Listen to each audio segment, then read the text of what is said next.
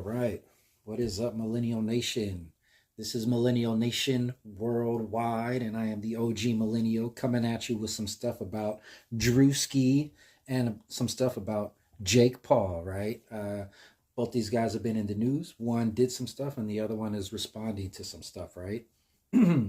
Anybody who has been watching YouTube or Twitter as of late, right, or X as they're known, has been noticing the big thing happening with Druski and his interpretation and mockery, kind of in a way, of Charlie Kirk's wife and the way she acts, right, and her mannerisms and whatnot. And so that's been taking a lot of precedent here in America. Uh, it's funny because now Jake Paul is issuing a response and throwing out the intriguing question of what would happen if he did the same thing for the opposite race, right? If so, he's been in contact with some makeup artists apparently who are willing to paint this guy black, and so it's going to be an interesting contrast, right? Like we got Druski, who has been portraying, right, a couple different white people now with the white paint.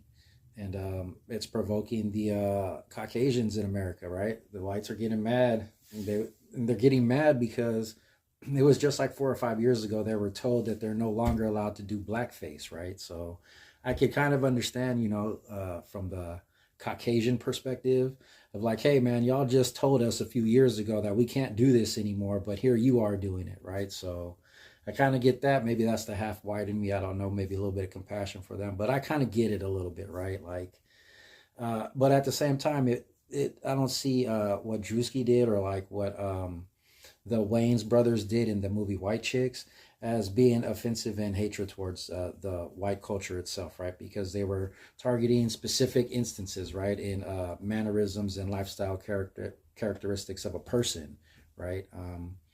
Which is very similar to what happens on the flip side when people do the black paint, right? Like the best example that everybody's using right now is the Robert Downey Jr. from Tropic Thunder, right? When he portrayed the black man and he was doing the black paint, right? And I guess there have been other people like, let's see, people are talking about Kimmel, right? Jimmy Kimmel apparently did like a black paint where he did Karl Malone, I think, and as far back as you could think in entertainment, right? White man has been painting himself to portray other races and cultures, and not necessarily in a hatred way, but just in a way of, hey, we're going to try and save some money, right? If you're going to make a Western movie in the 1970s, right? And instead of looking for a bunch of Indians, just paint a bunch of white people brown, right? It's the same thing when they were doing blackface back in the day, but it is in context as well, right? Context has to be right. And for the context to be right in this particular situation, you got to look at the broader context. And if you're going to be mad at Druski for what he did, I would think that you would have more of a right to be mad at what he did as far as impersonating a woman, right? As opposed to the race itself, right? Like the female community, if anybody should be mad, right? Because here's this man who's portraying like a woman, right? And acting like a girl, right? And so if anything, I thought the women would be upset about that one. But if Jake Paul were to do a response, I wouldn't be mad, right? Like, and I've been listening to a bunch of people. I've been listening to a lot of people on YouTube giving their, interpretation, right? Of what would happen if Jake Paul did black paint.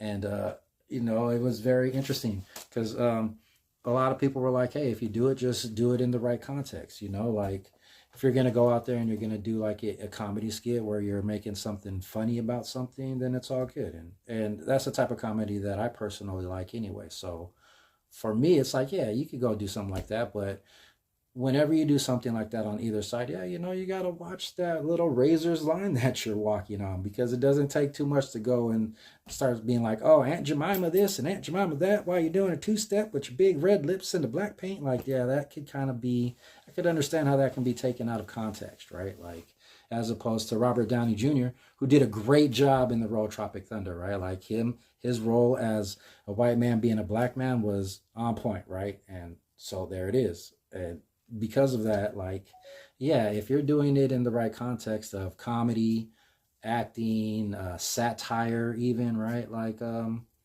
you shouldn't have any type of limitations placed on you, right? Because in comedy, right? Like that's the place where you should be free, right? And once I think you start having limitations placed on you and what you're allowed to do and what you're not allowed to do, you know, they're taking away your freedom, right? So they want to try and protect their freedoms by taking away someone else's freedom. So um, what Druski did was hilarious. I didn't know Erica Kirk, right? I don't know too much about her. I didn't see any of her interviews, but after the skit came out, I went and did some search to see what he was talking about, right? To see if he was accurate, and he was pretty accurate. Like when I look at this lady, something's off, and that's all I would say with my personal opinion on that. But Jake Paul, if you're gonna do something in response, do it, bro. 2026, most people don't care about that, and